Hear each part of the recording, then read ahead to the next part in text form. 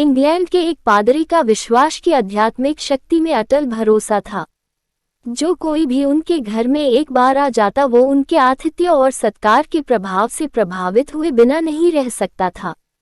उनके मन में लोगों के लिए अथाह प्रेम भाव था, इसलिए लोग उनका बहुत सम्मान भी करते थे। एक दिन जेल से भागा हुआ चोर रात में शरण लेने के लिए इधर उधर घूम रहा था।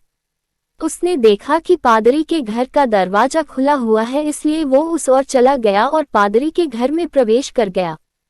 पादरी ने उसे देखते ही उसका अभिवादन किया और उससे कहा, तुम्हारा मेरे इस घर में स्वागत है मेरे भाई, लेकिन तुम ये बताओ तुम कौन हो और यहाँ क्या करने आए हो। इस पर चोर ने सफेद झूठ बोलते हुए कहा, फादर मैं एक मुसाफिर हूँ और रास्ता भटक गया हूँ, सो इधर उधर भटक रहा था और आपके घर का दरवाजा खुला हुआ देखा तो इस ओर चला आया।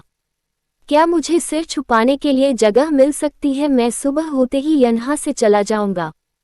पादरी ने उससे कहा, हाँ क्यों नहीं, तुम यहाँ आराम से रह सकते हो और मुझे लगता है तुम बहुत थक गए हो, इसलिए तुम जाकर आराम से हाथ मुंह धो लो, मैं तुम्हारे सोने और खाने का प्रबंध करता हूँ।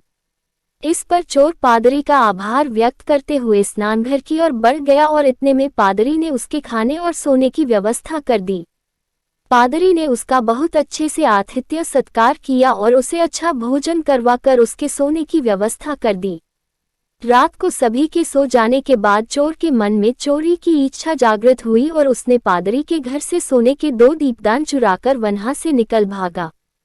रात में पुलिस उसकी तलाश में ही थी, सो वो पुलिस के हत्थे चढ़ गया तो पूछताछ में उसने बता दिया कि मैंने ये पादरी के घर से चुराए हैं। इस पर उसे पादरी के सामने लाया गया तो पादरी ने पुलिस वालों से कहा, आप कृपया इन्हें छोड़ दीजिए, ये मेरे घर में मेहमान के तौर पर आए थे और मैंने ये दीपदान इन्हें उपहार के तौर पर दिए हैं।